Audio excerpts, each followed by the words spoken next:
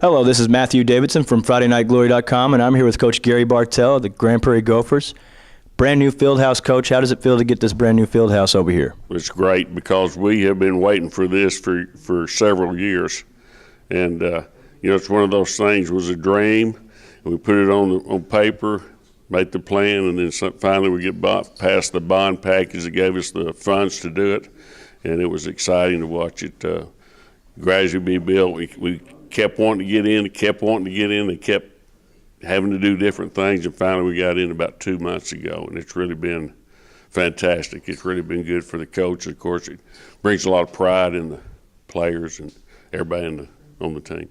It probably elevates you to a certain extent as well. I mean, you look around, you got an area where it splits off in here in the meeting room. You can have offense and defense. Yeah. What other kind of things are people not able to know about your field house that's pretty cool? Well, the field house itself has 2 separate locker rooms for the varsity and the JV, and there's a little bit of difference, and we want to differentiate between the two.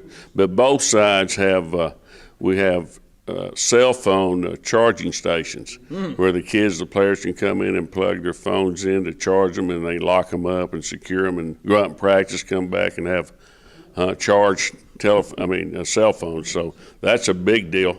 Coaches like that too, and we got a good situated with the coaching staff. We got offensive and defensive coaching offices. Got a big conference room I can finally get all the coaches sitting around the table without having to bring in extra chairs. So nice little round table for you. Yep. You're not doing spring ball. Do you just want to expand on the reasons why and what your players gain out of it? Sure. We a couple of years ago, I guess 3 years ago, we went through spring training, and we had a really nice looking football team with our depth chart, our 2-deep depth chart. And we came back in August, and about 6 of those kids had moved away.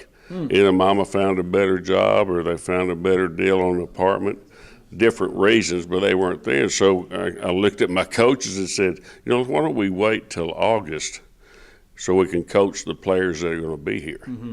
So it didn't take a whole lot of thought to come to that conclusion. So we did that a couple of years ago, and I kid people all the time. I said, I haven't lost a single starter in spring training with an injury in the last couple of years. So it's turned out to be probably the best thing for us. Yeah, because the last thing you want is a kid learning your whole playbook and then going to your rival or something, and then they use that against you. With that being said, there's a lot of talk about you guys having a lot of D1 offers and a lot of D1 commitments, or, D1 players. That's awesome. People love the word D1. Sometimes you can go D2 and be just as happy. But what does it mean for you to have so much talent now? Well, we finally have worked on building the program to where we have some quality players. We've never had this many Division I caliber players on the team at one time. We've had, spots here and there, a guy here and there, but usually we haven't had that many. So it's been it's a lot of fun this spring. You got all the coaches coming by, and it kind of inspires the rest of the guys, to see those coaches around looking at us. And most of the time I kid people, I say, usually if we got a D1 guy, we get him signed or gets recruited after the season's over, because that's usually the way they do it. They lose some of the other guys, so the schools come back. They're comeback guys. They come their depth chart, and they come back and get those guys after the season. So this is really exciting. We're going to have 4 or 5 guys that have already got D1 offers this spring. So that's kind of exciting for us. But we got a talented team. This is the best talent I've had since I've been here. I said I talked to your defensive coordinator over the phone yesterday, which is your son, and he was telling me that you guys are looking pretty impressive whenever you do line up. You just want to talk about the things that are really opening your eyes to these players? Well, it's like anything else, we got a first line that I think is going to be one of the top defensive units in the area. I mean, we got all 4 starters back in the secondary, and every one of those guys are going to be college players. We got a young defensive lineman that is named Suleiman Paca. That is just, you can't block him. I mean, he's really active. We got a defensive end named Emmanuel Ramirez. I think he's one of the best football players on the team. And we just got, some talent on the defensive side of the ball. And I tell Clint, who's the defensive coordinator, that when we play good on defense, that I'm the defensive coordinator. Okay, and when we play bad, he's the defensive coordinator. So we kind of keep things straight, but we're talented. We're excited about what we're doing, but like anything else, we've got to stay healthy. We still don't have the depth that we need to have, but we'll give us a chance early in the season. We're going to try to play a lot of kids, try to get them some experience, so when the district comes around, we'll be ready to go.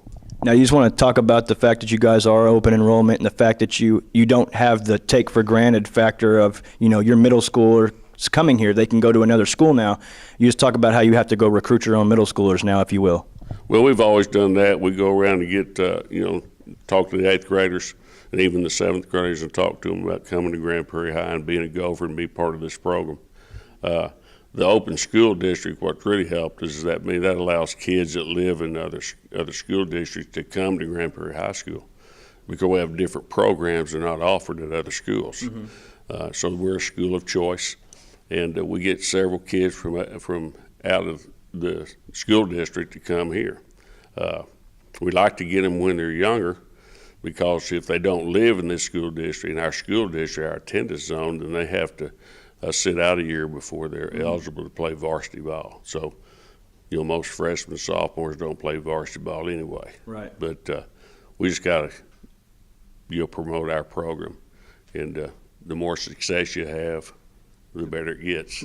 Would you say that you think that because of the open enrollment that it's been a factor for you guys getting better talent, or just because of the program in the middle school has gotten better for you guys? I think it's a combination of the two. We've gotten better players out of our middle schools, and we've had some people move in from outside the district that have made contributions to the program.